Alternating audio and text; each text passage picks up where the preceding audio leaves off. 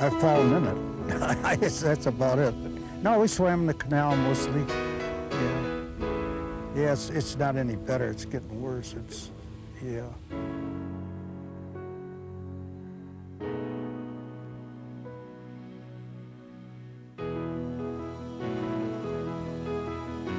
I think, the rumor has it if you fall in the lake, you turn green.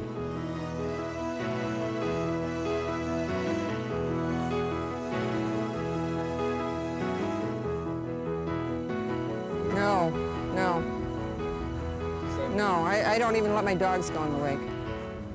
No way.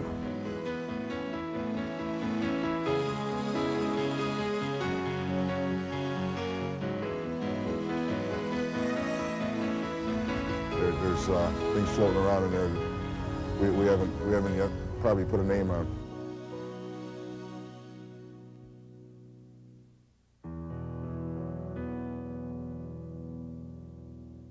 Over the years, you've been hearing talk about this lake. First, they banned fishing and swimming and everything else.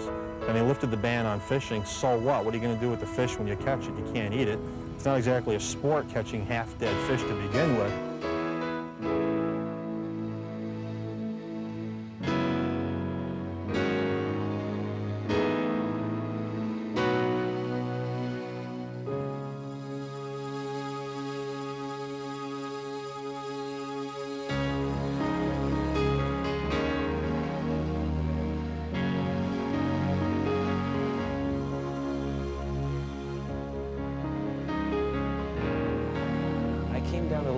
Really only just a few weeks ago. I used to do some sailing on Skinny Atlas and Oneida and all that, and this is so close that, it kind of makes me want to patronize this lake a little bit, because it needs a few perks. The club here has been here. Everybody walks by it, but they don't know about it. It's the oldest club in New York State. And it's very inexpensive, and the people are really nice, but there's not too many of them because everybody's afraid of the lake. And the lake doesn't bother me that much anymore. 20 years ago, I probably wouldn't have messed around with it. They say you used to be able to walk on it, but now the water seems fine. I don't actively swim in it, but I'll get wet. I don't mind getting wet.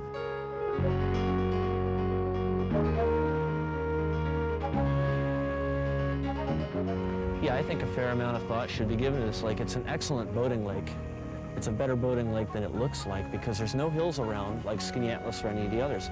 You get a steady breeze coming out of here, and 30 or 40 years ago, there's still, part of the old guard members here are old snipe sailors. There used to be a huge snipe class, and they'd race out here all of the time, and they'd bring people in within the region.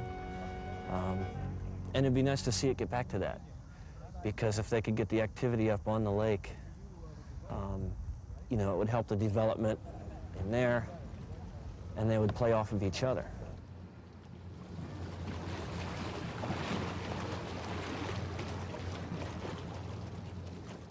I really, from the dollar figures that I've seen, the millions of dollars, it would seem to me that if what you're going to do with those millions of dollars is just make a place for people to swim, and to people to boat, it doesn't seem like a good idea to me.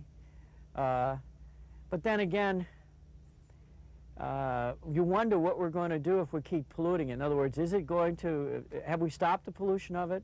Will it stay where it is? I guess if I were to bottom line it, I really don't think they should do much to it. I think that if you were to spend that same amount of money, you could probably put 100 pools around Syracuse and everybody could go swimming in a clean pool, clean, safe pool area. So I guess I'm not in the mainstream of the boaters here. I'm sure most of the boaters would like to see it cleaned up and pretty. But for what I use it for boating, there's no real need for it.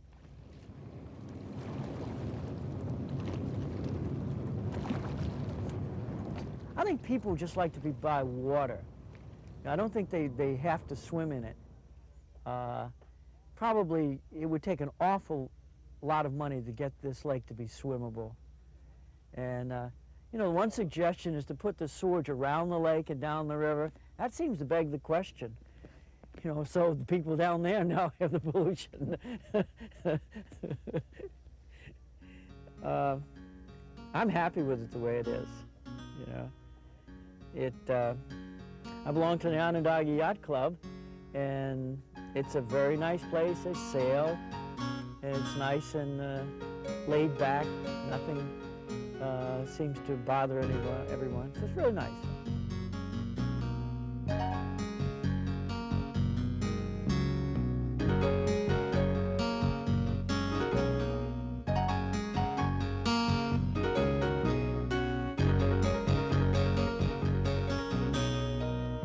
They have the Salt Museum because they used to do process salt here at the lake. And that was one of the #1 features in Syracuse, was the processing of salt here at Onondaga Lake.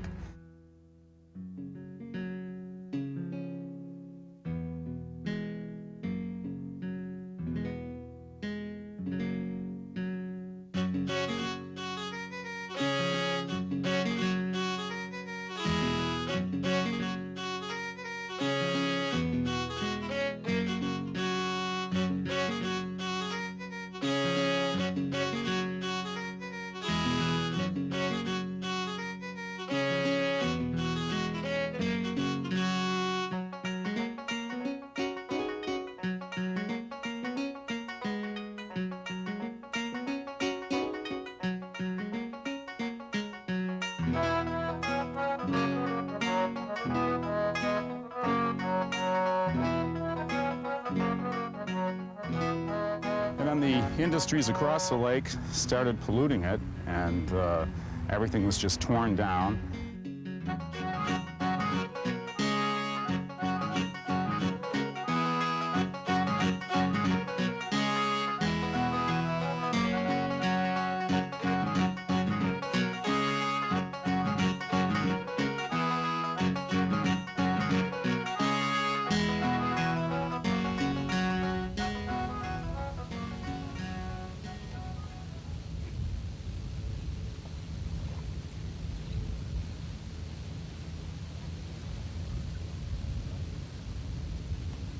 There's good fishing here. Some of the guys at Martin Marietta come here at lunchtime for bass and perch. There's bluegills. I wouldn't eat them. I wouldn't eat them. I'm afraid to touch them sometimes. But they don't look any worse than any other fish, you know. They're healthy. You know, they're not mutated or anything like that. They're fine. As far as close by to Syracuse, if you want to catch fish, you can get them. Yeah, those people are keeping them.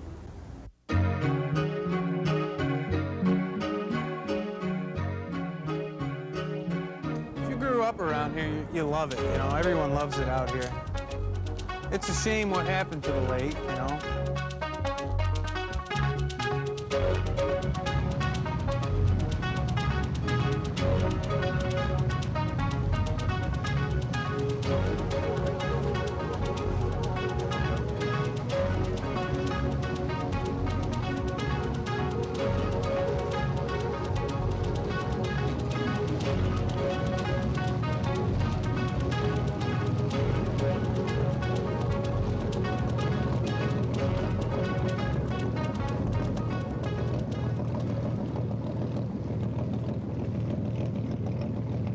If you get out on the lake and see it from the lake to the shore, it's a gorgeous shoreline, and it's usually pretty calm, and it's really always something to do here at the park.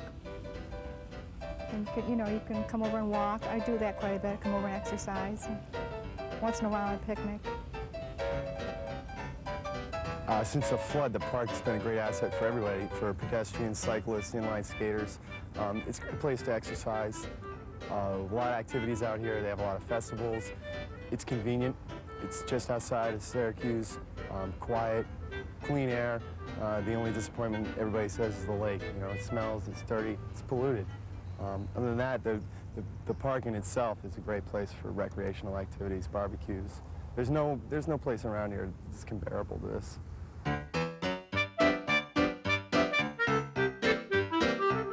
I remember when we had ice boating on it there, and I used to have 18, 20 inches of ice. They cut ice. I skated across a number of times.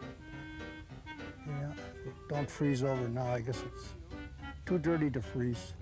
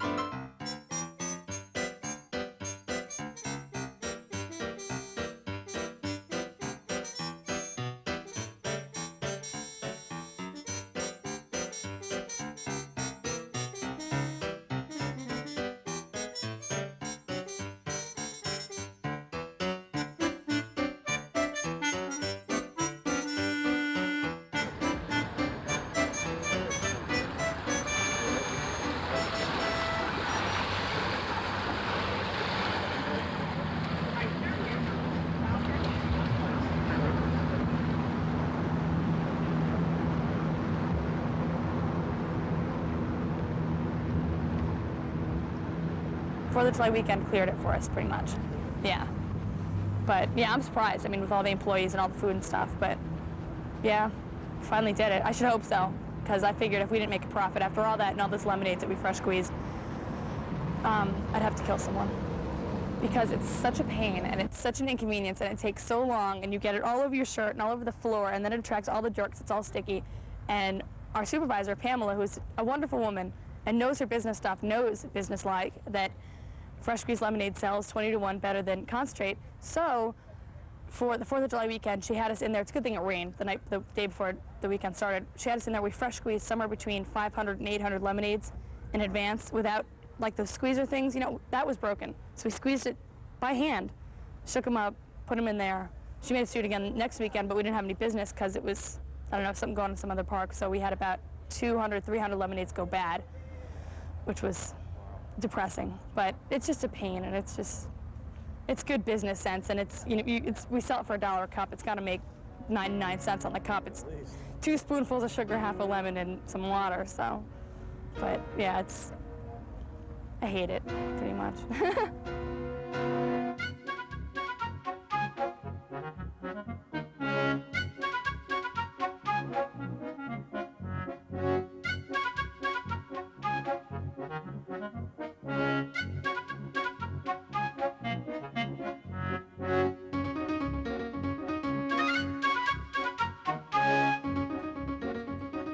Become more family oriented.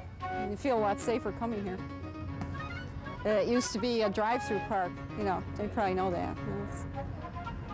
Well, you drive through and all the kids would be on the side drinking beer and shooting frisbees through your window, and then, you know, people stop coming, and then they close the pathway to the park, and now it's only a walking path. This used to be a beautiful area for Syracuse, a recreation area. There used to be amusement parks out here, hotels, and I think they want to bring some of that back, and they can't do it unless they clean up the lake.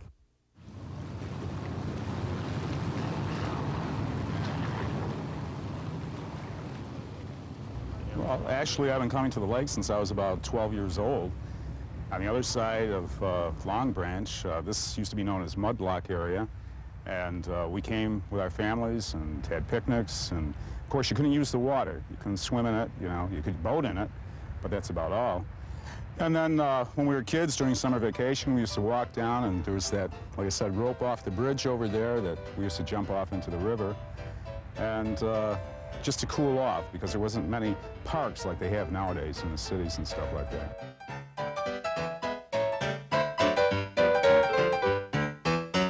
I can remember my mother saying that taking trolleys over here, and there used to be a amusement park, and they used to call it White City because it was all painted white and it had all white sand, and they had a roller coaster and all different kinds of rides and games, and it was a real old-fashioned time for the families to be able to come out on Sunday and join with their neighbors and friends and everything, and to have a real great time here at the lake.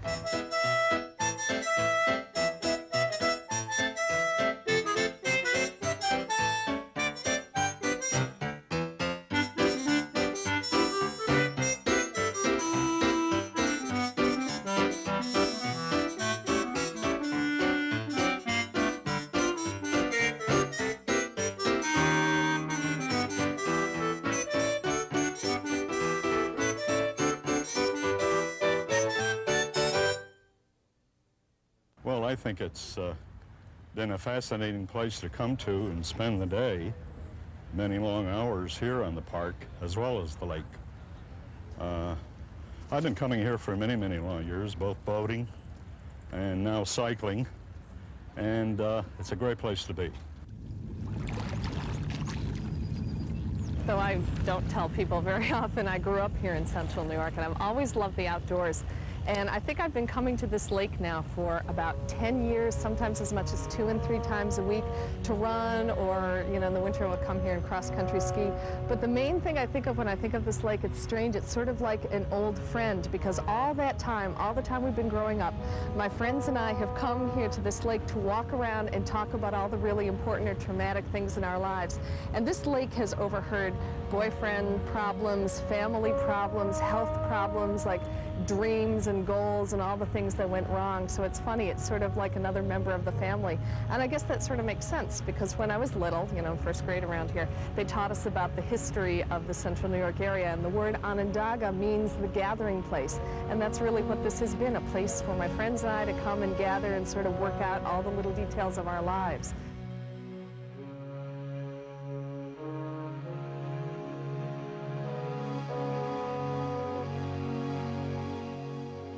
Ideal life is just to spend the rest of your life here if you could. A continuous summer.